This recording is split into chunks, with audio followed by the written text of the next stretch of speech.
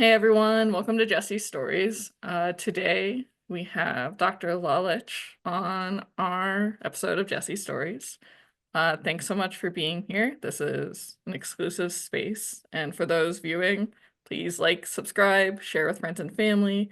She's got a PhD. She knows her stuff. She's experienced it, and I'll let you introduce yourself, Dr. Lalich.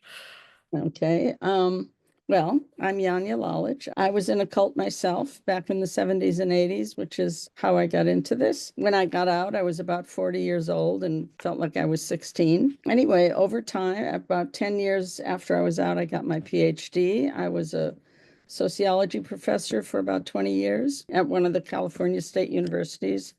I retired in 2019, retired from the university, but I've been working with cult survivors, with families, doing expert witness work, and have published a number of books. So I guess that's who I am. I'll leave it at that.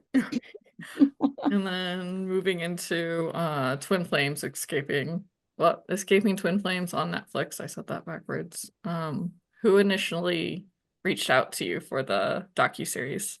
Cecilia Peck did, the director, because I had done another documentary with her a couple of years before that. Very cool. And then how did you feel about watching Jeff and Chilia's demands on their followers? I mean, they are so creepy. And so, I mean, they changed over the time of the documentary, but the things that I saw before the documentary was finished, I mean, he is so dictatorial, really, but he tries to do it in this kind of nice way. But yeah, they're both just con artists.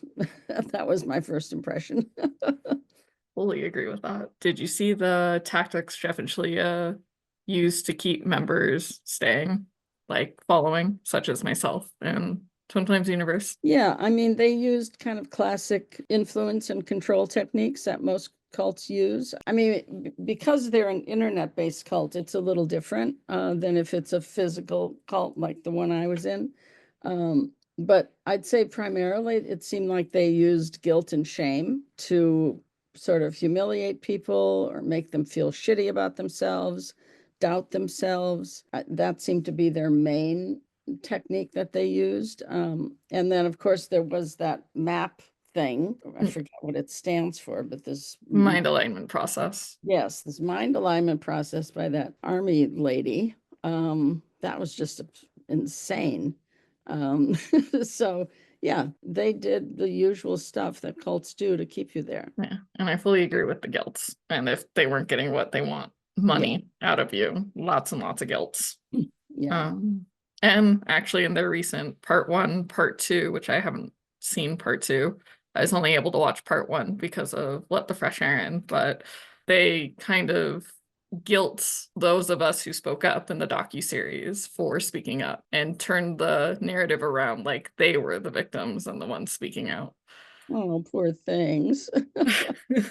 Yeah. Yeah. Do you believe, just your personal opinion, that Jeff and Shalia are cult leaders? In my opinion, I would say yes. And then back to kind of set question. Do you have a favorite memory on set for the recording of Escaping Twin Flames on Netflix? My favorite part was when I was working with Keely at my dining room table. That was the first time I had met her. And I just felt like that was, I mean, for me, it was really interesting to actually be able to speak with her about her experience and feelings about her sister and having recruited her sister. And then I think it's one of the more powerful parts of the documentary in general, for people to see how that works, how former cult members are affected by their experiences. I was wondering, just one of my own personal questions. In your own personal opinion, why do you think cults feel a need to prove they're not a cult? Well, I think because I suppose cult has a negative connotation, just like a gang. And although probably gangs like to be called gangs, I'm not sure. But I think because of the cult tragedies that have happened over time, Charlie Manson, Jonestown, I mean, going back to the 60s and 70s, some of the groups that have been exposed over time and taken to court. I would imagine most cults or groups in that fall into that category don't necessarily want to be identified that way because they worry that the same things might happen to them in terms of exposure and being called to account. That makes sense. Oh, and then straight from your book, do you believe Jeff and Julia are master manipulators? Since that's straight from your book. Well, yeah, and I mean, they are master manipulators, and I say that just because of the number of followers they have, which is shocking to me. I mean, the last number I heard was like 50,000 or something. Um, and so they're obviously very good at what they do in terms of recruiting people and enticing them to take more courses, buy things, give Jeff more money so he can buy another fancy car. It was always surprising to me in a way because they both seem kind of dumb. I'm sorry to say. They definitely Um, are. I fully agree with that in uh, my own personal yeah. opinion. Yeah, but I think, they locked into a little niche that obviously was attractive to a number of people, particularly young women, and they milked it to death, and they're still milking it to death. So, Yes, and still changing the narrative too, no matter what, switching it back, which very culty of them to do in the first place, changing narrative or propaganda, since that's still the same idea. mhm. How do cults get taken down and what is the process? Well, it's not easy. I mean, essentially, you have to prove some kind of criminal activity. If we're looking at literally taking them down, I suppose the most effective way is being able to take them to court and having enough evidence that a judge or a jury would see what the problem is. It's not always that easy for people to find that evidence or get their hands on it. So that's always an issue. And also, often when people leave a cult, they don't want to talk about it. They don't want to go there. I mean, people have to spend so much time just recovering from the experience. Then the thought of like filing a lawsuit where you're going to have to go over it over and over and over again. I mean, most former members don't want to do that.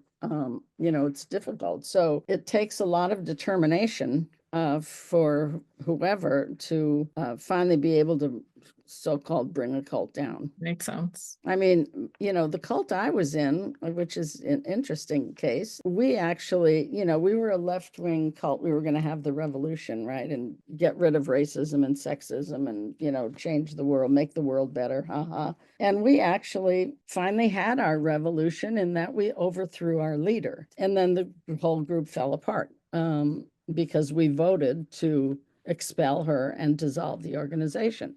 That is pretty unusual. I can't even think of another example of any cultic group doing that. So Yeah, I've never heard of that either. That's really, really intriguing, honestly.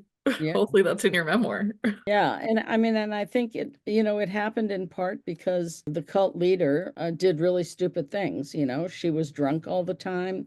She was around less and less. Newer members never even saw her. And then she turned on her second in command, and that was her big mistake because it was really her second in command who kept the thing going and was like on the spot with all the members, with all of us. So yeah, she did it to herself, really. But it took a lot of courage on our part to go ahead and do that, bring it down. We did it because a lot of us were so burned out by then, and we just we're like, this is insane.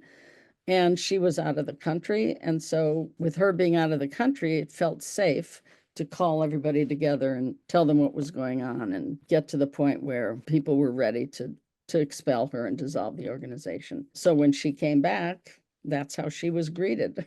So Power to the people. yeah, exactly. Dissolving the cult leader. Yeah.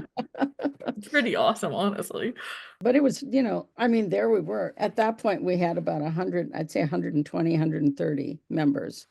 Over the years, we'd had many more, but at the end, that's about what we had in terms of full-time, what we called cadre members. And so, suddenly you have 120 people with the rug ripped out from under them, which was traumatic, but in a way, we could help each other. We helped each other with resumes. I ran the publishing house, so everybody would say they worked at the publishing house, and then I would give them a good reference, and we loaned each other clothes to wear to interviews and things like that. So So that was kind of an advantage of all getting out at the same time. Yeah, it's always good to have. I didn't think of that since I know a lot of still are having members leave. It's still happening, a gradual process.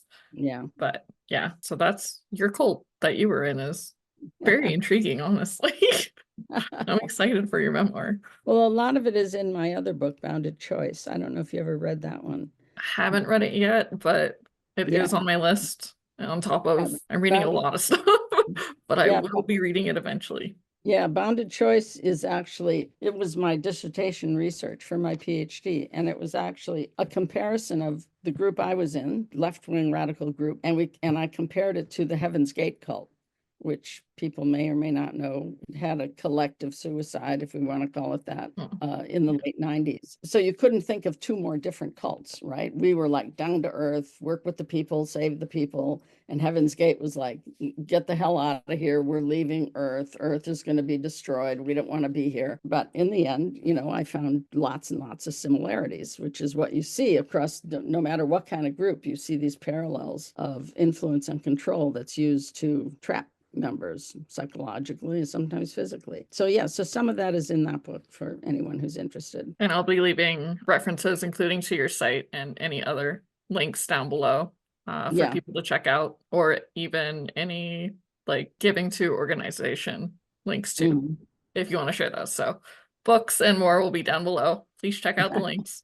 Okay. Um, and actually, you bringing up the influence, when I first got out of Twin Flames universe, the very first thing I did was write an article comparing Heaven's Gate. Trying to Well, think of the other ones. There was multiple ones I compared it to. And the fact that Heaven's Gate is the closest and similar to what they use when you pay them through PayPal. Because it was like Heaven's Door or something. Heaven's, I don't remember fully, but it was a heaven part. I would have to go back and see on my PayPal oh, to check huh. that. But it was very similar in just payment method of your monthly payment and your anything. So you saying Right. that, yeah, that was one of the first things I did when I got out is compare to other cults that That's I interesting. Yeah. hadn't done my research on until I got And out. and wasn't it true that when you were in the cult that they had you all write something about the Nexium cult? Isn't That was inner circle work. yeah. The rest of Okay. us, at least part of my job, was going outside, so kind of doing what some people do when they're trying to do a revolution. I was bringing people from the outside in, whether it was through the job I was working during the day or Uh-huh. through infiltrating other groups and bringing them in. But my two that I mainly focused on was LGBTQIA plus and disabled community. Those were the only ones that I was supposed to bring in. But I was very close to the inner circle. But yeah, that was only inner circle work. We didn't get that part. Yeah. Yeah. So I guess it was Keeley who told me about that. Yes. Yeah. Yeah. Oh, here's an important one. How can we educate the court system about coercion and what steps can we take Oh in boy. order to do that? It's good Boy. just for everyone to know this. That's why I really want Yeah. to ask you this. Yeah, I mean, this is one of the things that I feel most adamant about, and that a number of us are working on. But if we can get both law enforcement and the courts to understand what coercion is, rather than them always saying, "Well, these are adults; they're doing what they want to do, whatever, that's their choice." It's not your choice Yeah. when you're trapped in one of those groups or organizations or churches or whatever it might be. And so a number of countries have criminalized coercion. I believe Scotland, the UK, France just did it last week. At this point, it only applies to domestic violence situations. So it has to be tested in terms of groups. Here in the United States, I mean, part of the issue is we're so damn big, and every state would have to have it in their court system, a definition and a recognition of coercion. I think it would be highly unlikely that we could ever get it at a federal level. I mean, that would be pretty remarkable if we could. So yeah, so I actually meet monthly with all the different people who are working on this from various points of view, like from people from the adoption industry, from the troubled teen industry. There's so many places where coercion comes in. And so we meet once a month just to kind of tell each other what we're doing or give a tip about a conference that's coming up or books we're reading. And it's just a nice kind of support mechanism because this is always kind of lonely work. Understandable. Well, with me, at least part of my YouTube channel is also bringing awareness. Like I have coming up before your interview, a propaganda video, and I'm going to be going into coercion and 3 types of coercion that exist. And I also think if we do, which everyone's getting the hang of doing this right now, call your representative, also actually have in concrete, I think we could make it to the federal level, not right away, but I believe we could. If we have the actual definition, focus on that and compare it to other places that already have it in place Mhm. and continue writing and continue showing. And there are some people that are fighting for us right now that I believe would be all for it because they definitely speak for the people.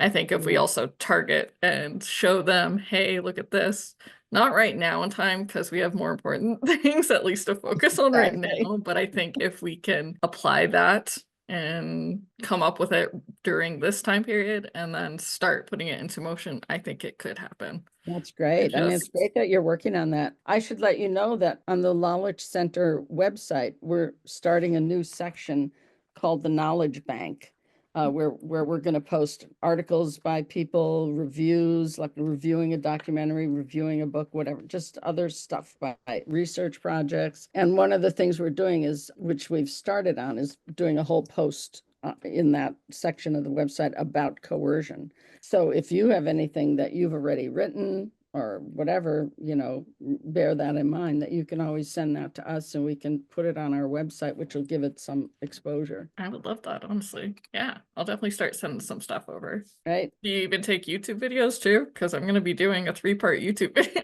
I have to find out how that works because in the past, when I had just my own website, not before I founded the Lalich Center, I would post things, but then the links would go dead.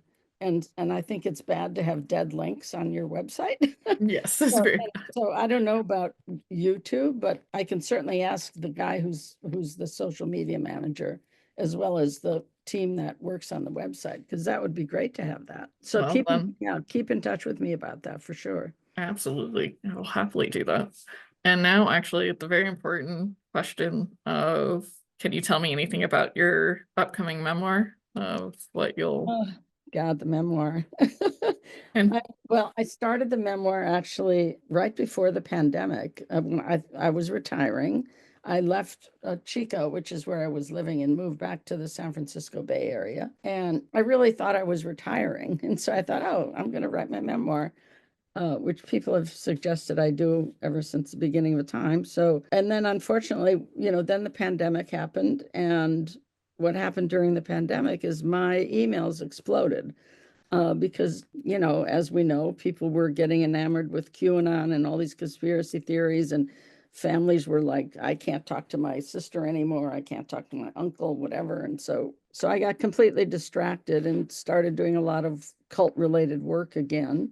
So the memoir kind of got put aside. So now I have a draft that I feel pretty good about, that I'd say maybe at this point, maybe 10 people have read and given me feedback on, which has been really helpful. So I'm hoping it'll come out within the next year. It's, I have to find a publisher, which isn't easy, or publish it through the Lalich Center, which is another idea. Anyway, hopefully it'll be out soon. And it's looking at who I was as a young person, how I got involved in this cult, what drew me to it, what happened after I got out of it. There's a lot in there. well, I'm excited about that. And even though we talked a little bit about it, if you could let everyone know where they can find you. Oh, sure. So people can find me through my website, which is the Lalich Center on Cults and Coercion. And basically you go to www.lalichcenter.org. It's a nonprofit. I also have a personal website, yanyalalich.com. Eventually I'm going to move everything over from that website to the Lalich Center, but I haven't done that yet. There are a lot of resources on that website, on both those websites, the recommended reading lists, all kinds of things, as well as if people want to contact me, there's a form that they fill out and send in. So that's how you find me. Right. And the links will be down below. And thank you so much for this interview. I appreciate it, Dr. Lalich. Thank And you. I'm so then, glad you're doing this, and it's great to see you again. thank you. And then everyone, if you can like, subscribe, please share the video and go check out the links down below. Embrace your truth. Tell your story. You have a story to tell. I have a story to tell. And Till and and fight fascism. Fight fascism. fight fast. Yeah. Well, Fascism. Dr. Lalich said, because I can't say it right now. Fight it and fight cultish like fast. Yep. Can't say the word to save my life. Fight it. Go team. Peace. Yeah. See you Right. guys next Saturday.